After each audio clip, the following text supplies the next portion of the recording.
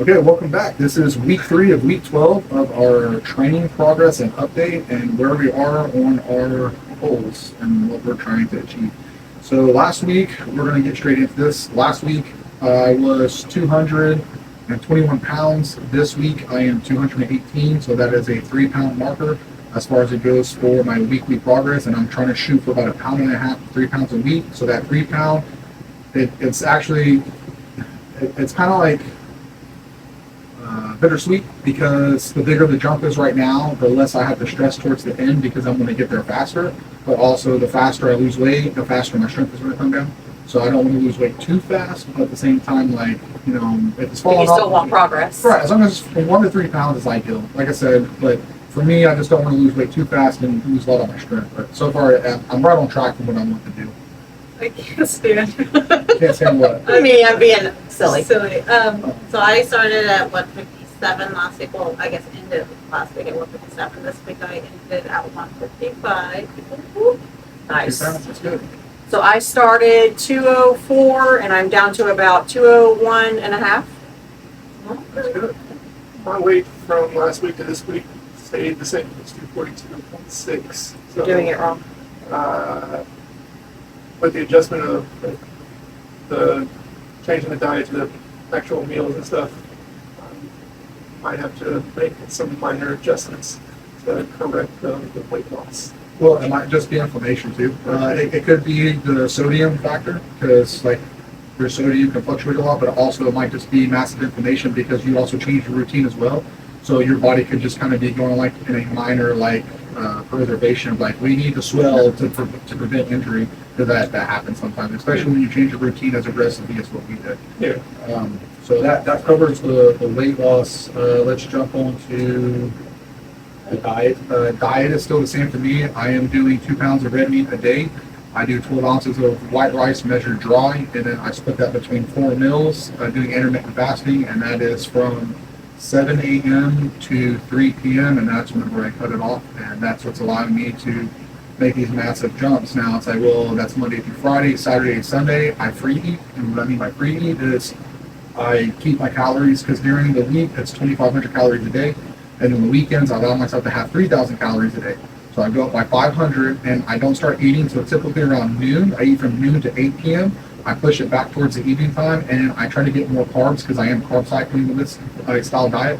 So I try to get almost all carbohydrates in every shape and form. So like, I don't care what it is, but I try to make sure that the fat and the protein content is as low as possible. So it's a lot of grits, pancakes, waffles, cereal, oatmeal, stuff like that. Trying to keep like sandwiches with deli meat, trying to keep my carbs high with my protein and fats as low as possible. Trying to keep it around that 3,000 mark.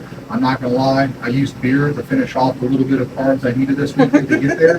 But hey, you know what? It was a necessity. It was a necessity, but my body feels good. I don't feel bad, and all my weight loss, all my numbers are on track. So Yeah. it's just kind of like, okay, I'm so early in it that I can get away with a little bit of play.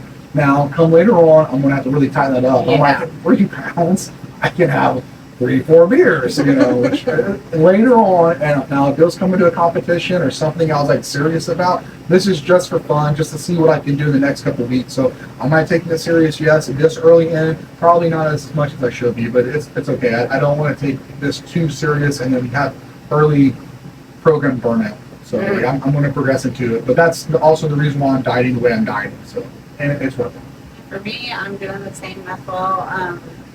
Just the chicken. Did I say I was doing grits last week, or was I doing? No, I think you said grits. You might have Okay. mentioned, I can't remember. Okay, I did cheddar grits, but I do get a spoonful of peanut butter. It's my favorite time of the day because my pills require it. So, Yeah.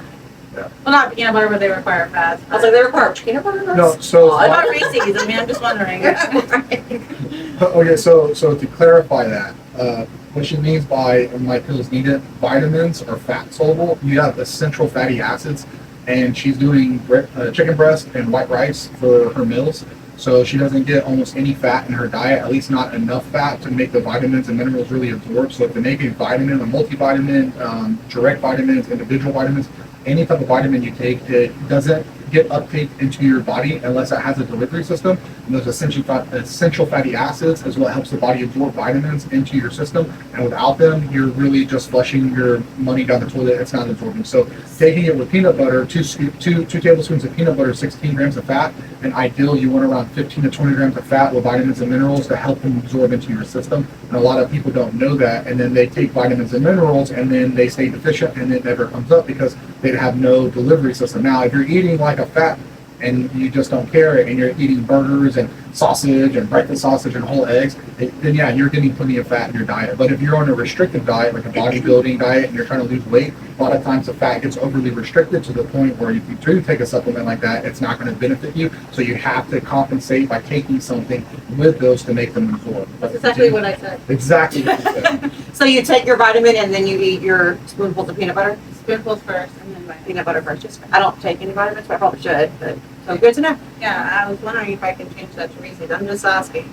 I mean, it's still peanut butter. Yeah. No, Um, that's too much. You don't need the sugar. You're getting enough carbs.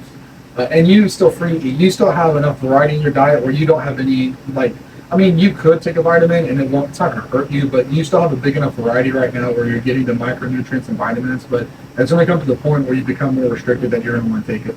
They do studies and they say, like, vitamins don't help, they don't do nothing, but then they do studies of, like, yes, they absolutely do help. Yeah, But- you're going to find information going both ways all the time. well, I think the studies that show that they don't do nothing for you are the studies with the groups that don't take any type of delivery system with it. It's like, here, take this, and then it does nothing. Then you have the group where it's like, take this with this, and then it does something. So Yeah. I think, honestly, really, it's just what the study wants to show. Or, I mean, really, it depends on the variables of the study and the participants, if they follow it, do if Sure. they're applying to what's supposed to be done. A lot of variables.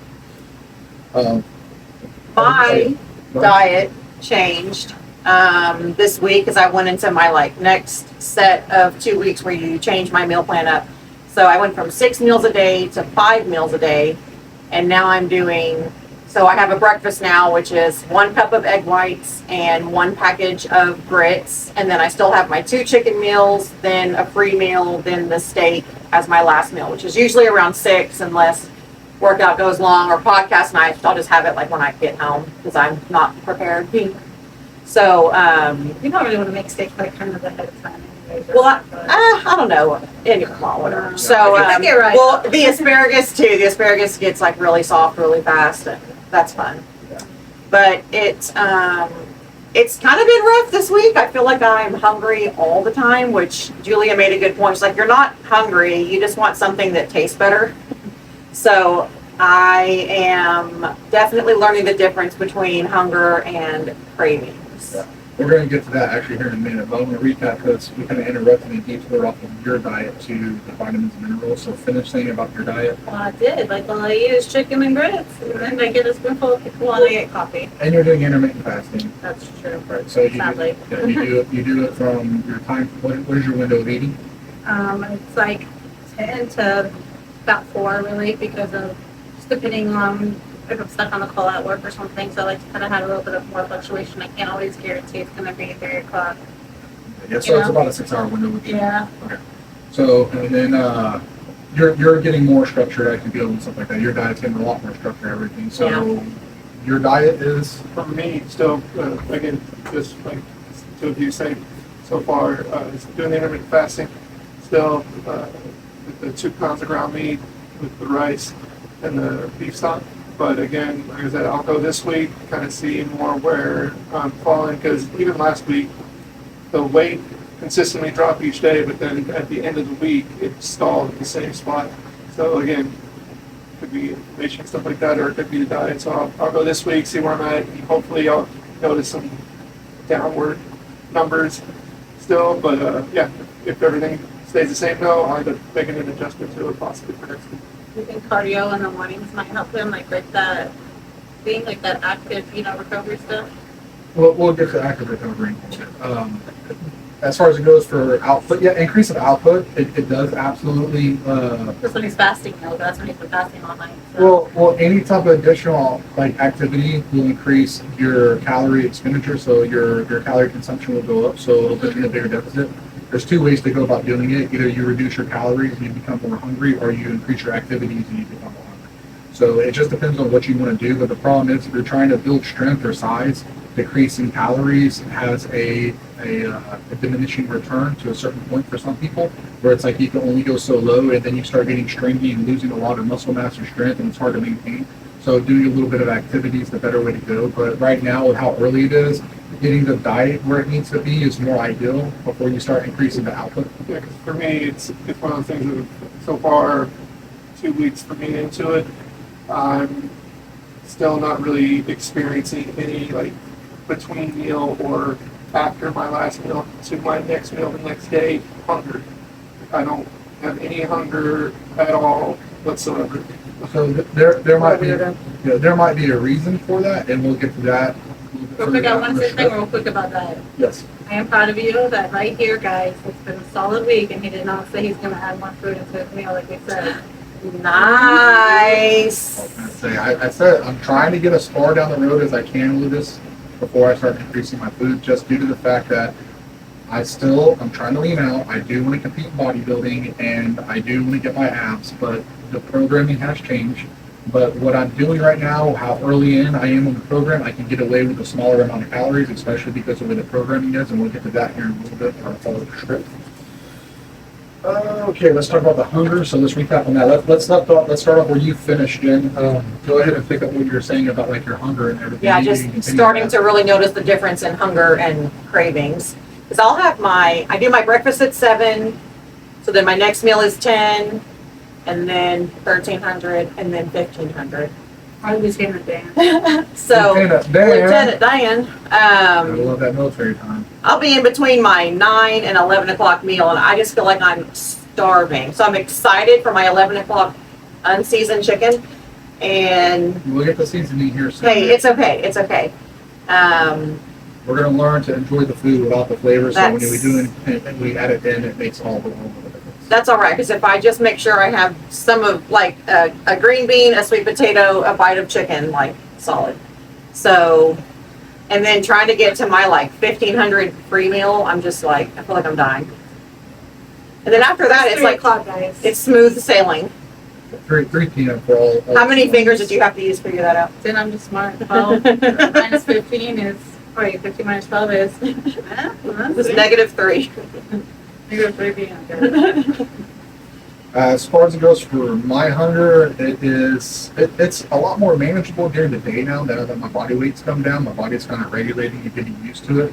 So during the day, I'm not really experiencing hunger anymore, but in the evening times, it's still at an all-time high. Like especially come Thursday, Friday, whenever I'm really depleted from carbohydrates, because like Saturday, Sunday, I get a lot of carbs. So Monday, Tuesday, Wednesday, I'm normally pretty solid. But come Thursday, I'm getting pretty low. Like the gas tank's running pretty down. So Thursday, the hunger starts to set in aggressively. Friday, it's just like all I can think about. It doesn't matter what I do to distract myself. It's all I can think about. I just can't get my mind off of it. So it doesn't make me where I'm like, I'm on a break, but it does make it to be a very miserable, long night where you're looking at the clock like, you know what, it's 8 o'clock. I think I'm just going to go to bed now. But that's how my hunger That's is. kind of where I'm at too.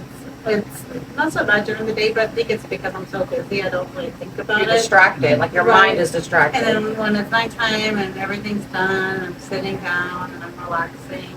That's when I start to, I think about it. More so like I'm making the kids something to eat. I'm like, oh my gosh, this is. I didn't realize I was this hungry, but also it's the weekend, like the end of the week is where it's really hard. Yeah, I can confirm that. Like I'm good normally until you start cooking dinner for the kids, and it's like, Yeah. oh my god, then my mouth just starts watering profusely, and it's just like I gotta go take a shower. So I have to get out of the room because like it's not that like, oh, I want to go eat it, but it intensifies the hunger in my mouth will not stop watering. Mhm. So I just have to get out of the room, and then I'm watching TV or whatever, and it's a scene where they're eating or at a restaurant or something like that, and the food comes on the TV, my mouth just starts watering like crazy. I'm just like, unbelievable, man. I didn't realize how much I wanted a grilled cheese sandwich right now until I saw that on Well, TV. we would watch Bar Rescue like just to kill time in the evenings, and we can't Oh, now because they're showing all the mhm. restaurant food. And he's like, "Why are we doing this for ourselves?" Because I can't do this no more. Like all I'm doing is just He's getting like, "Yeah, I more want and that more margarita hunger. too." Like, most of the stuff that I watch or whatever is like cooks, like different styles of cooks cooking food or whatever. I watch that all the time. doesn't bother me at all. I said, I don't know what it is, but yeah, lately, no hunger whatsoever between meals, after meals, later on in the day. I just haven't had any at all. Like I go through the weekend and I don't really have any hunger. I still end up overeating probably on the weekend, more than likely. Like I overeat on the weekend. Probably guaranteed. Yeah. 100%. 100. It's one of those things. I haven't had any like start to get kind of hungry. Like is it getting close to mealtime or something like Try to that? hungry on the weekends when he can see what he wants. Oh, But again, it's one of those things of like I don't really have a lot of hunger. It's just it's offered like, hey, we're gonna go here and eat. I'm like, why not? Like I'll go, whatever. But if nobody like if I wasn't gonna go anywhere or anything like that, I'd be perfectly So content. is it because just you're not hungry or is it because you're eating. too lazy to get up and go to the No, it's just because I'm not hungry. Like there's nothing that I'm like, man, I really want to go have this right now, or anything like that. no cravings. Yeah, if I had my meals ready like on the weekend to eat, I'd probably eat them just because I already had them made and I didn't want them to go bad or something like that. But again, it would be one of those things of I'm not really like I need to have this right now kind of thing. Yeah, so that's kind of a good segue into the next topic on the script is we have that. We got a script, guys. We just wanna make sure He we gets say- access to it, so we don't know. Well, I tell you all over. We write it out, and then we, as a reminder, I just kind of look at it. Yes, Okay, so we write it out. I asked for ideas and suggestions and tips. It's not my fault. You guys can't. And as we're thinking, he's like, oh! And then he writes this on. So Whatever. Okay, so I think another a big reason why your weight loss could have possibly stalled, and believe it or not, as crazy as it sounds, is from doing too much. So we were training 6 days a week, and I also noticed too that like it comes to a point, like I said, you get diminishing returns. Where if you do too much cardio, you eat too little, you do too much like weight training, you get to the point where you start getting diminishing returns to the point where it starts putting you backwards and you start going like the opposite direction. So like, and actually I just had a conversation with this with a guy at work because he asked me, he was like, oh, are you, what are you doing right now? Are you leaning out? Or I was like, yeah, I'm actually on a cut right now. He's like, man, weren't you just like on it? Cause well, no, I went on kind of like a bulk, like a maintenance bulk kind of phase, like a little hybrid thing for a couple of weeks, and I gained a lot of my weight back. I went from 206 up around 230, 235. Now I'm back down to 218.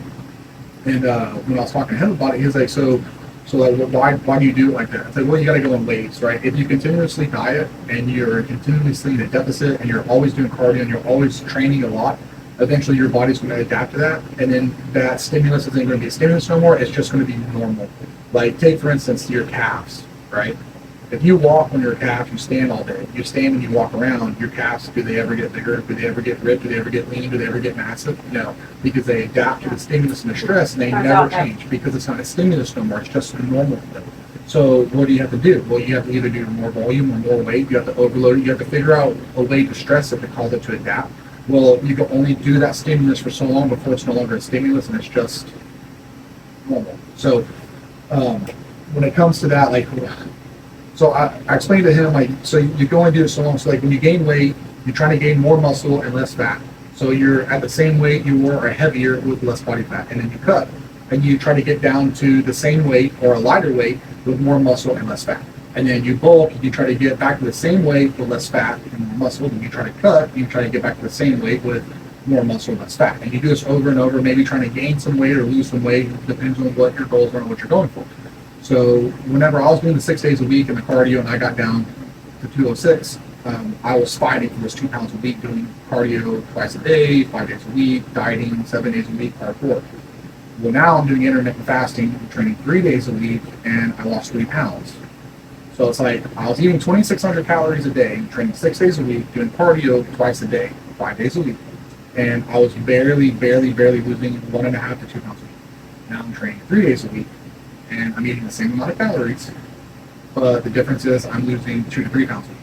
So it got to the point where like I had to take a break from that diet, gain some of my weight back, let my body recomp, get unfamiliar with the stimulus, then training from 6 days a week, going to 3 days a week, I have more recovery. So my body isn't used to the type of training that I'm doing. We'll talk about the programming in a little bit, how it varied from my last program and this program, but I have more time for recovery, and my body gets that extra rest, so it has more time to repair and recover and utilize. So now, with the low calories that I'm getting, with the lower amount, actually no cardio, but with the weight training, it's enough for my body to respond. Like, okay, like, yeah, we need the muscle mass, but with how much we're eating, do we need to store fat? No, we don't, and it's actually dropping fat. So your issue might actually be the fact that you also, as well, the 6 days a week and the way you've been dieting may have actually, you kind of might have like ran that candle all the way down, and there was nothing left in the candle. Like you burned it all the way down. So now changing and transitioning from 6 days a week to 3 days a week, like what I'm doing, might actually be what your body needs to kind of snap out of that and be like, okay, we can recover, we can grow, we can get more muscle. We don't need to like constantly utilize like every ounce of calories that we're getting and try to store it because like we're getting too much activity in on our food. So that could be, so that extra recovery you're getting might be what you actually need to push your body through that plateau.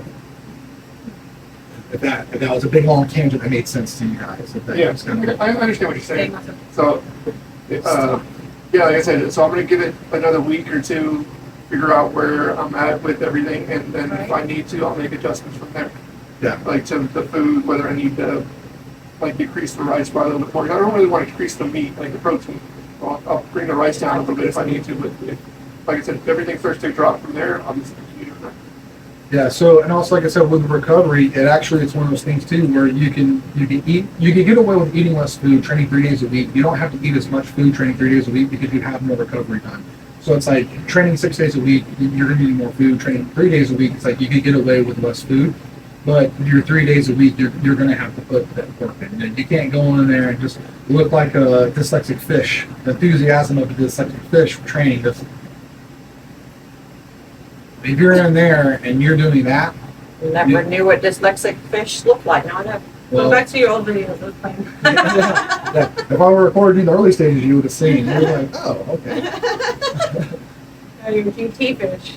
QT classes. Got this. So the recovery is important, but you can only get away with training, hell, 2 days a week. Like if you train Monday and then you take 2 days off and train and take 2 days off and train and take 2 days off and train, you can do that if you train incredibly intense. But like the recovery has to match the intensity has to match recovery. So training 6 days a week, our intensity wasn't there. Our volume was, our frequency was, everything was there, but something has to give. So the intensity was down because the volume and the frequency was up, which is a great way to train. It reduces injury, it keeps your joints from getting sore, it has a lot of benefits. But again, you can only go so far with that before something has to give or something has to change, and then you have to make the appropriate adjustments as far as just for recovery.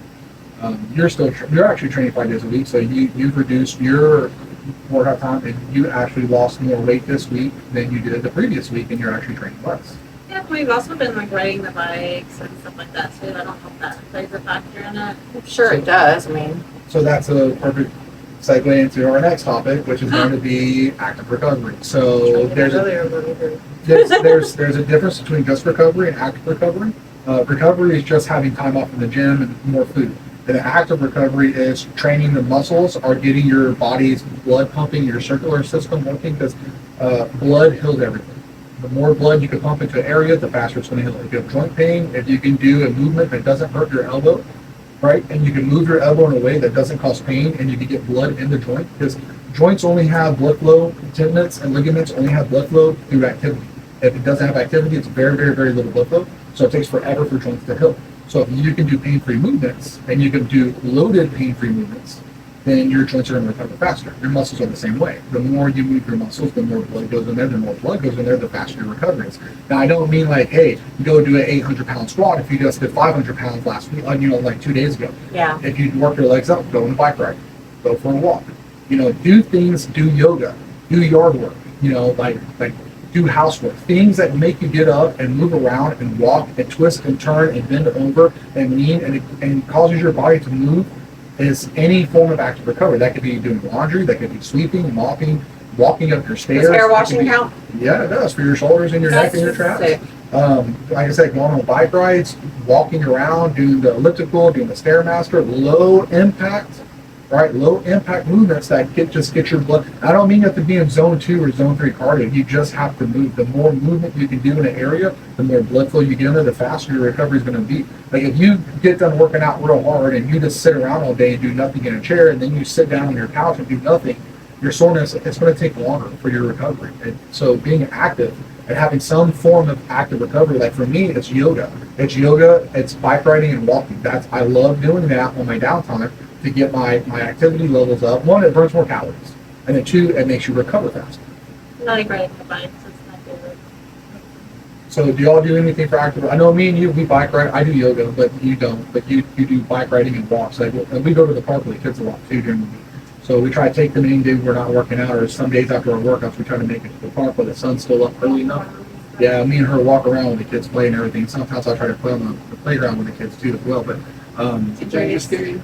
it is a dangerous game. It's Russian roulette when it comes to my joints playing with the kids. That's why I was like, I could be 8 years old again. No. As far as it goes for active recovery, I know your experience is very little. You just started, so I'm not expecting much out of you from that. But you yourself, like, have you done anything for active recovery, or are you just? So I don't have anything that's like scheduled or like really put in stone as of yet on something like that. For a while, I was like after we worked out, and I was heading home. I'd stop by the park and kind of just walk around for a little while. But I haven't done that in a little, been probably over a month or so. That might be something I start doing again just to kind of keep the movement and stuff, like especially like after leg days and stuff. Going and doing that maybe like on Tuesday or something, just to kind of help move around and get everything kind of going. Doing something without overly getting like working out is nice. Yeah.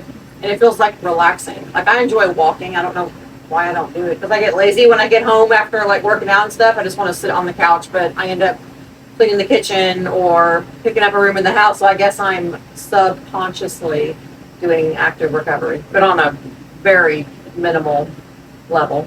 Well, you know, the thing is too, like they say, I can't remember exactly what the equivalent is, but I think they said that standing up for 40 minutes is the equivalent of walking for 10 minutes, if I remember correctly. So if you stand up for a solid 40 minutes, it's equivalent of calorie consumption as you would be if you walk for 10 minutes. So like I said, just standing up and moving around, like sweeping, mopping, doing dishes, laundry, even just that type of movement's enough movement to be active enough where your body is circulating blood more, you're consuming more calories, you're just being active, like I said. So I can't, maybe between 40 minutes and an hour, I can't remember exactly. I would have known that we would have got to that. I would have looked it up so you get the actual numbers. But just Google it. It's real easy Give you to a figure it out. suggestion too, what I do. Well, because you work from home and you sit at a desk. Yeah. A lot of times I'll get up and I'll just stand there and work for a while versus sitting in the chair. And then I'll just do like some little squats from like standing to sitting into my chair.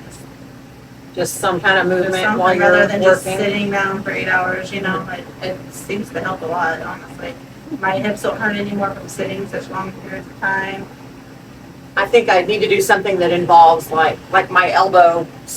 I did something in between these bones here because it's a funky pain. So I need to do something with that during the day where I'm moving it, I guess. But that's the only thing I really notice that's bothering me. I would start with the shoulder. A lot of times where you feel the pain is not where the pain's coming from. Most people, if you go to the area that's actually hurting, unless you directly did something in that area that immediately caused a pain or reaction, like if your elbow popped and immediately it's like, oh, there's pain in that. Yeah. Generally speaking, it's not coming from there. Now, you could develop tendonitis, and you could develop like arthritis, and you can have a flare-up of arthritis or a mild form of arthritis that could be affecting your elbow that could last a couple of days, a couple of weeks, and eventually the inflammation moves on to another part. And it's like, my elbow doesn't hurt, but now my shoulder doesn't hurt, but now my hip doesn't hurt, but now my knee. Well, it's arthritis traveling through your body. I experienced that. I have friends that experience that. But a lot of times what happens when you have a pain, it's only impingement, and the impingement only comes from somewhere else down the chain because like your back isn't aligned or your shoulder isn't aligned or you have a weakness or you have a muscle that's underdeveloped or overdeveloped and it's pulling in away, or you have a tight muscle or something locked up and gritty and it's pulling in away that's causing your shoulder to be twisted or tweaked, which is causing the tendons to be twisted and tweaked, which is causing the nerves to be twisted and tweaked because the spinal system, the nerves run down. So if you have a pain up here, you can feel it at the end of the nerve. So a lot of times where you're feeling it is not where it's coming from, generally The speaking. source, No, yeah. no, that's not always, but Sure. generally speaking, in my experience of training, powerlifting, bodybuilding, and helping a lot of people, and then they end up getting aches and pains and issues. Well, a lot of times, like, I've been working on this, and it's not helping. It's like, okay, well, your knee's probably not the problem. It's probably coming from your hip. And then like, no, it's my knee. It's like, it's probably coming from your hip. And then a lot of times, like, a good client would be like, okay, well, what do I need to do?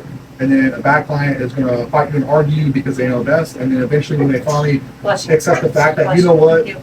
maybe I should listen, then they start applying what you're telling them. Then they're kind of like, oh my God, 2 days later, my hip, it feels so sore. It hurts so bad. And those drills you gave, it was so painful, but now my knee feels great. My hip feels loose. I didn't even know that my hip was hurt that bad. It's like, Well, what do you recommend I do with my shoulder? deep tissue work would be Oh, good. that's like the massage gun. Yeah, if you can't do massage gun, the easiest thing I tell people to do is get like a grocery bag, put a golf ball in it, throw it over your shoulder, lean against the wall, and just roll around, right? And then cross your arm over and hold it with this, and just roll around the wall until you find a spot that lights you up, and then just lean into it. Just lean into it until it stops hurting, and then start moving your arm through a plane of motion. And then just take it through there until you don't feel that pain no more. Let off, push back in it, do it again, and then just find your knots. And then there's a couple of drills that I can show you. I can't really show you here that you can do against the wall for mobility drills to help open up your scapula and your shoulders to kind of help get them moving and lined up better. And I can show you that when we're done with this and kind of take you through some drills and everything to kind of help you with that mobility and stuff. So, but yeah, so when it comes to pain, like I said, a lot of times it's not where you think it is. And I don't even like when lifting and stuff.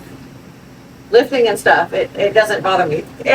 A certain position, it'll kind of like hit, Do but you sleep with your arm above your head or anything? no, Are you side sleeper? I sleep like this. So if you're sleeping on your side like this, what could happen, I'm gonna turn towards the camera here. What could happen is the bottom shoulder gets rolled and tucked like this, and you put all that weight on there and you don't realize it. And then what happens is everything in here gets stretched or tight, and then you get bound up, and then everything gets locked up. You don't realize that being in this position all night, and then you got to move that scapula back, and then it's locked up and gritty. Because I had a problem too. Whenever I would sleep on my side, I'd sleep with my arms down to my side like this, and then I always wake up with my collarbone and my front shoulder hurting me severely for the first maybe like 20 minutes, 30 minutes a day till I got it loosened. Then once I started sleeping with my arm up overhead, that's not happening. So sleeping positions are hard to break because you naturally go into them when you're unconscious. Yeah. But it could very well be, and that's actually really good suggestions. Like sleeping in certain positions could cause actually a lot of Thank you. discomfort during the day. Being all week. So that's something that you might Good job on your one But- good idea. ideal sleeping on your back with your legs elevated would be the most probably picture perfect position for sleeping, but most people don't like to sleep on their backs because, especially for me, I'll snore. I was gonna say I wake myself up snoring. Right, I can always tell when I'm on my back. Yeah, like people with thicker necks, the airways get restricted from the muscle mass and even from fat. Just depends on what kind of thick you are, and then it restricts I'm the the fat airflow. thick. And then when you sleep on your back, a lot of time what happens is your tongue relaxes and it falls to the back of your throat and it blocks your airway, which causes snoring, and then it causes you to get poor sleep, which causes you to get poor recovery, which causes you to feel like crap during the whole thing. Yeah. So it's a whole chain of effects. It's a whole mess and everything. Yeah. So the next up is programming. Yes, sir. Okay, so Program. programming. So I'm going to talk a little bit about the Just a programming. little bit. Yeah, and what we did differently. So me and Richard were training 6 days a week. We were bodybuilding. We were doing chest and back twice a week. We were doing arms and shoulders twice a week, quads, and then hamstrings. Quads were on Wednesdays, hamstrings were on Fridays. We're doing 4 sets. We did 4 exercises per muscle group, 4 sets of each exercise, 8 to 12 reps, slow controlled pulse, static holds, all that good stuff. And now we're doing 3 days a week. I do my whole entire lower body on Monday, and it's a powerlifting routine. And then we do our chest and chest assistant work on Wednesdays, and then we do all of our actual assistance work on Wednesdays. Fridays, thank you. So There's like a whole lot of stuff on Wednesday. Yeah, right. yeah, I'm sorry, on Fridays. So I'll do my deadlift routine, and then I'll do my deadlifts heavy, and then that follows my assistance work, and then I do light squats, and then that follows that would be my squat assistance work, and then the next week it flips. I'll do squats first, which is heavy, followed by my assistance work, and then deadlifts light, followed by assistance work. I do 3 movements after the main lift for direct assistance work for each part of the movement. So like for deadlifts, I'll follow Romanian deadlifts because that's going to be the top, the middle motion. And then I do back extension, which is the bottom to top, well, like the hinging motion. I don't really know which position you want to call that, kind of like the mid-range. And then I'll do leg curls for the belly, for the hamstring, for a pull. When I do squats, after that, I'll do belt squats, wide stance, and that's going to be more for the hip, glute, inner thigh. And then I'll do hack squats really close. That's going to be for the quad development. And then I do leg extensions, and that's more for the middle of the quad development. So each thing I do is a specific reason to target each part of the lift to make it as strong as possible. And then I'll do 5 sets of each of the assistance work and doing a various of reps between 12 to 20 reps depending on the lift and the movement. And then every single week I'll try to increase that load according to what my previous week was. So that's what I do for my legs. And then my bench is pretty much the same style, but it's bench and then dumbbell press, incline dumbbell press, table crossovers. And then I do my triceps, and then I do my shoulder work. And then Friday is a bunch of back stuff, arms, like biceps and stuff like that. So to kind of give a quick rundown on that. And the reason why I'm training like this is because I want to be strong again. I want to be weak. I want to be weak. I'm a bodybuilding school or bodybuilding, and I know part of bodybuilding isn't about strength. I know that's the wrong way to view it, but I'm just an old, dirty powerlifter, and I love being strong. And I'm just like, yeah, I got a torn pec, I got arthritis, I got some beat up joints, but I mean, if I'm already this weak at 37, what's my excuse at 47, 57, 67, 77? Am I just going to Age. Well, no, but still, am I just going to continue to be a frail old man? I don't want to be a frail old man. I don't want to be a brittle old man that's frail, that can't do nothing. I don't want to be that guy. So I'm just like, I need to approach it smarter and more methodical to prevent injury, where I can maintain my strength late into my life, because I don't want to have to depend on anyone or anything or walkers or anything else. Well, if you keep going that way, you're going to be in a walker. Yeah, but I'll be the strongest son of a gun in a walker. I'll tell you that much. So that's why I'm changing it. Plus, powerlifting's fun. And then as far as it goes for that, like I was talking to Richard about this, I really like the idea of like training for a powerlifting meet and bulking for 12 to 16 weeks, competing, and not even to get PRs. Because anything I do at my body weight now, because I competed in my 270s. So like I was a 275 weight class. So if I'm in the 202 or the 242 weight class, anything I do is going to be technically a PR from that body weight, right? What's a PR? A personal record. Ah. So then I don't have to like, oh, well, I got to lift this much. Now, my all-time deadlift record that I want to hit is 700. And even if I have to use a deadlift suit, a squat suit, and use single ply to keep my body like safe, I don't mind that. Like the reason why they invented like squat suits and deadlift suits was to protect the lifter and bench shirts from getting injured and getting hurt. And if you look at the injury rate of equipped lifters versus raw lifters have higher injury rates versus equipped lifters. Equipped lifters have much longer careers and much safer careers because the equipment helps them in the most dangerous part of the movement, and it helps to keep them from getting hurt. So even if I have to pull 700 in a suit, you know what? 700 it still takes effort to pull it. Yeah. But anyway, so like using powerlifting as an excuse to stay motivated and driven for like 16 weeks in a bulk. And if I could keep my abs while I'm powerlifting, that'd be like really cool.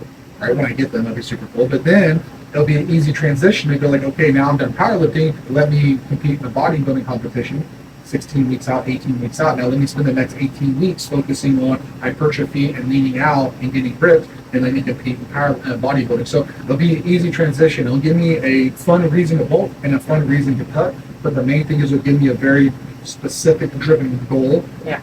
For each of them. So I'm not just like lollygagging in the off season, just eating whatever and just, half-heartedly Starting the working whole out. thing all over. Yeah, and just half-heartedly working out on the bulk or on the cut, whatever. Like, give me something where I'm like, I have to push for this because I'm going to step in front of a lot of people and I don't want to look stupid. Mm-hmm. You don't want to be that guy. Right, the guy that has no business being that or even talking about this on a podcast. No. But that's what's going for our programming. I'll go more into depth on it later. I don't want to, because we're already at the almost 40 minutes.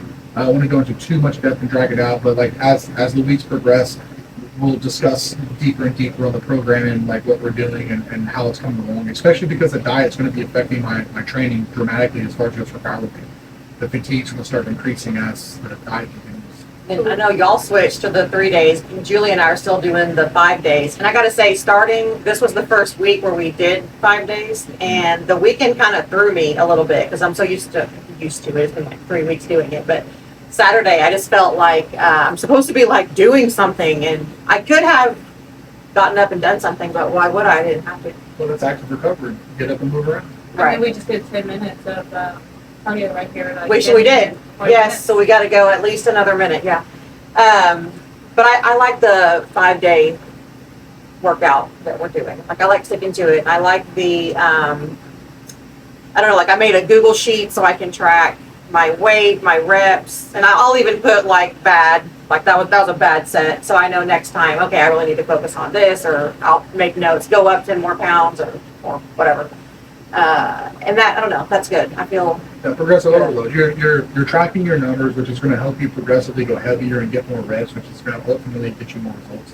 And a lot of girls, man, they're so afraid to lift weights and they're so afraid to go heavy because they think that like I'm going to look bulky. It's like, well, I mean, I already look bulky. yeah, well, it's not even that. Like, how do I say this delicately? It's like, well, not speaking on anyone in particular, but just like, well, you could go and look at the way you look now, which I promise you isn't a good look, or you can do something about it and look better and not worry about it until that gets there, because you're never going to get to a point where you're going to look at yourself and be like, I'm too lean, or I'm too ripped, or I'm too muscular. Yeah, Oh I'm my definitely not God. worried about being too muscular. Right, it's like, I look Wish. Yeah, I look too good. Oh Yeah. my God, I just look so great. I need to not. need to put do my this. love handles back on. Right, and you're never going to get to that point. You should strive and try hard to get to that point to look overly muscular, because I mean, honestly, it's almost an impossible task with day-to-day life. Right? Yeah. And for those who achieve it, it's something to be admired, not jealous of, but something to be admired and something to That's a lot of work. It really is. So like when girls are like, I don't want to look like that. It's like, well, it's better than what you're like right now. I feel called out. out.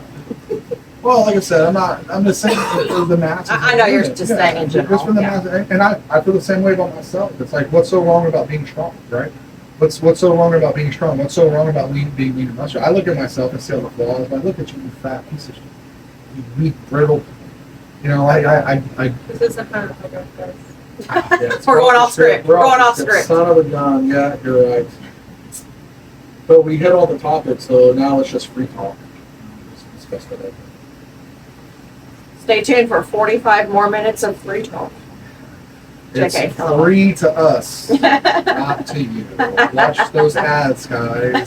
Watch those ads. No, we're not monetized yet. But no, like I said, so as far as this for that, I think most women they lack the heart, not the heart, but they don't, not lack, that's the wrong word. They're in the wrong mindset of like, I have to stay dainty, I have to stay feminine, but it's like, look, if you're 120 pounds muscular, that's not big. No. And let's be very frank. You're 5'5", Wow. right? In shoes, you're 5'6". Okay. What? I said in shoes, you're 5'6". Okay. So that's where I always take the measurements. So anyway, so she's 5'5".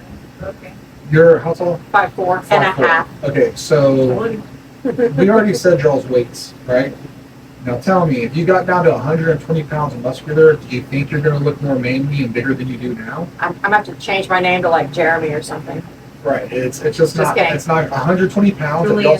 120 pounds at your height is still very dainty. It's very small and it's very petite. I've never in my entire life been worried about being dainty. I don't ever want to be dainty. Just for the record. Right. But I'm saying for the women that want to stay dainty. Do you know what my issue is? Is that I am not confident that I can lift more. Yeah. Because You're I pigeonholing yourself. You have that woman mentality. You have that woman mindset. I'm just a girl, a damsel in distress. I can't lift this heavy. much. It's so Oh my heavy. God, look at the numbers on it. But if I took the numbers off the dumbbells and said pick that up and you had no clue what it weighed, you picked it up, like, oh, well, this feels doable.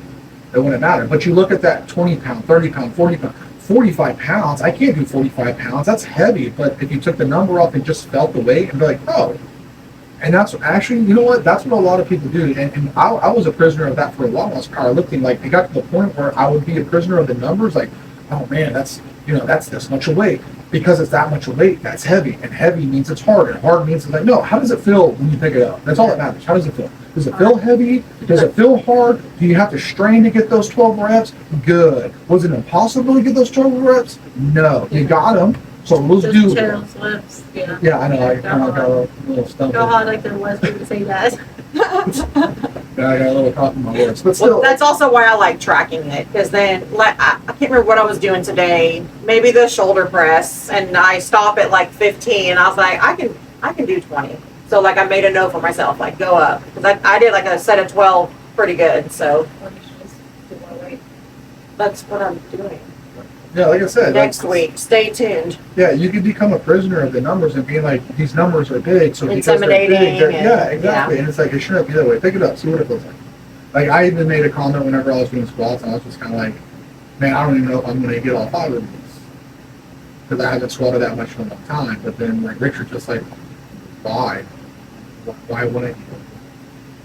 It's a valid point. Mm-hmm. You know, it's just a number. Yeah. How does it feel in your back? When I picked it up, I was like, oh, man, it feels light.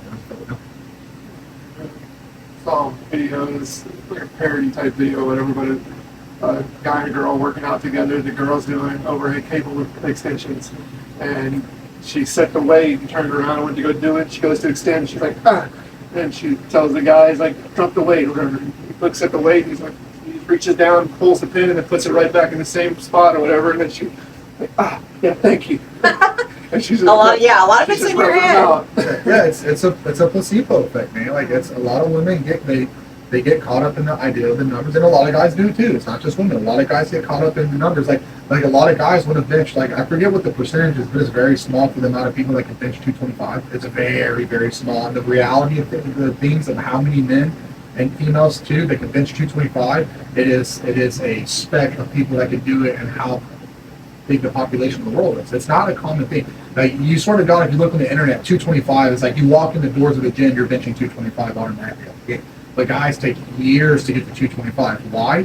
Because they put this magical bubble on 225. Like, it's 225. But it's like, yeah, but if you put that bubble on 405 instead of 225, how fast would you get to 225? Don't put the bubble around it, right? Yeah. So I took the bubble off of 700 and I put it on 900 when I was trying to deadlift 700. It's like, I want to get to 7, but I really want to do 900. 7's a stepping stone. And then when I did that, my deadlift jumped up and I pulled 606, right? Unfortunately, I was with a torn pec, and that meet I was going to pull more, but because everything that happened, and then my next meet, I guarantee my next meet I was going to pull mid 6s, because how easy I pulled that 606, I was like, man, I definitely had a lot more in me. Give me another 16 weeks, I promise you I'm going to be in the mid 6s. And I was going to close and quit, but then I got hurt, and everything else just kind of went downhill. So if you take the bubble off that number and put it on the bigger number, that one doesn't seem so intimidating. So that's what a lot of people need to do. All right, well, we're closing in close to 50 minutes. Is there anything you guys want to add? No, I think I'm good. Good. Okay. All right, well, we're going to end this one right here, guys. Thanks for watching. If you have any questions, Comments? leave a comment and let us know what they are so we can very specifically discuss those. Because sometimes it just gives us good topics whenever people leave comments. Not that any of you really do. Leave a comment. Except for you, CJ Paul did the best. CB, CB? CB Falls. If anyone's still here, they made it. He's gonna be here because he's awesome. Yeah, he's going to be there. He's humble right there. All right, guys. Well, thanks for watching, and we will see you next time.